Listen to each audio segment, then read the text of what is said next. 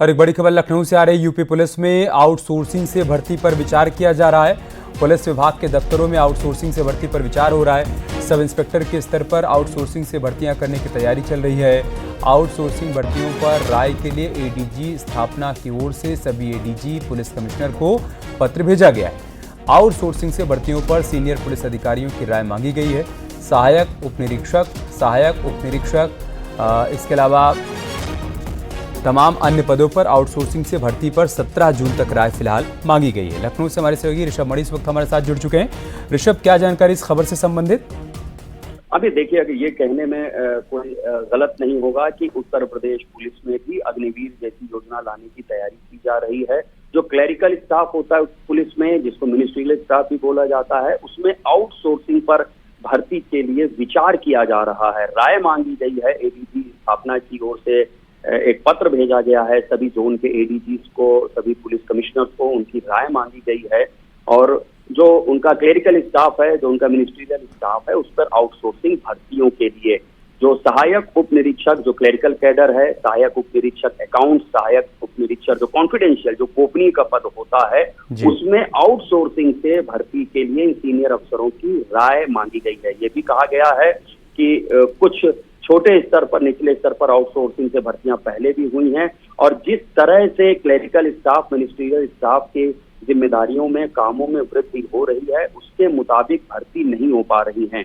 तो भर्ती के जो स्वीकृत पद हैं, उनके अलावा जितने एडिशनल पदों की जरूरत होती है, उस पर आउटसोर्सिंग से भर्ती के लिए विचार किया जा रहा है। सभी सीनियर पुलिस अफसरों से राय मांगी गई है।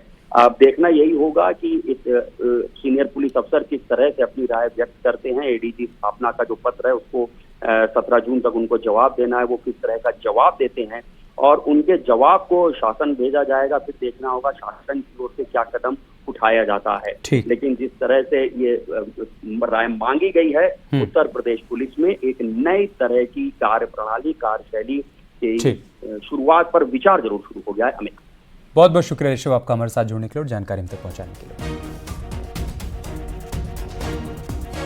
संजीव सहरावत उर्फ संजीव खड्डू ने संगीत सोम को 10 करोड़ मानहानि का नोटिस भेजा है। संगीत सोम के लेटर पैड से वीडियो वायरल हुआ था, जिसमें संजीव सहरावत उर्फ संजीव खड्डू पर कई आरोप लगाए गए थे।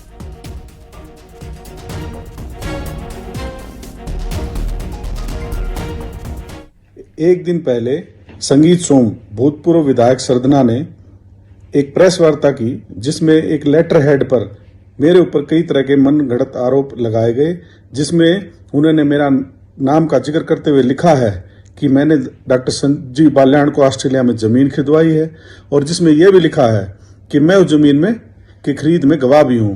यह सभी आरोप फर्जी हैं और मेरा संजीव बाल्याण से इस तरह का कोई भी कृत्य ना मैंने किया है, ना मैंने ऐसा सोचा है। तथा ये जो लेटर हेड पर जो आरोप लगाए हैं, ये सारे फर्जी हैं, जिससे समाज में मेरी बदनामी हुई है। और मैंने संगीत सोम को 10 करोड़ रुपए का मानहानि का नोटिस भेजा है, जिसका वो 7 दिन में जवाब देंगे, वरना मैं उनके खिलाफ कानूनी कार्रवाई करूंगा। और मुझे ज्ञात हुआ है कि ये जो विधायक जी हैं, ये किस तरह से इन्होंने इतना बड़ा साम्राज्य खड़ा किया। ये एक ड्राइवर होते थे, सिक्योरिटी गार्ड भी थे। वही वायरल प्रेस नोट पर संगीत सोम ने सफाई दी है। उन्होंने प्रेस नोट को फर्जी बताया। दरअसल वायरल प्रेस नोट में संजीव बालियान पर कई तरह के आरोप लगाए गए थे, जिसे संगीत सोम ने खारिज कर दिया। नोट बांट देता, वो किसी ने प्रोपेगेंडा किया है और उसकी जांच कराऊंगा और एफआईआर कराऊंगा।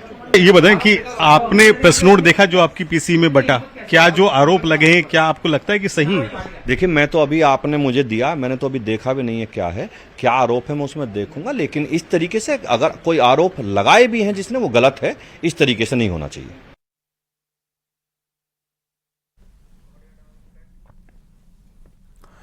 बस्ती पुलिस ने 9 जून की रात हुई एक शख्स की हत्या का खुलासा कर दिया। पुलिस ने 2 आरोपियों को गिरफ्तार किया है।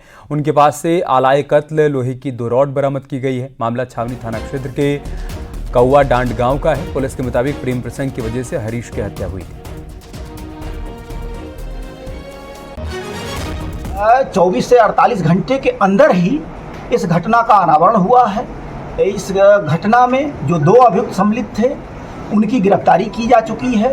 उससे संबंधित जिससे मृत्यु कारित किया गया है, उस ऑब्जेक्ट की बरामदगी की गई है।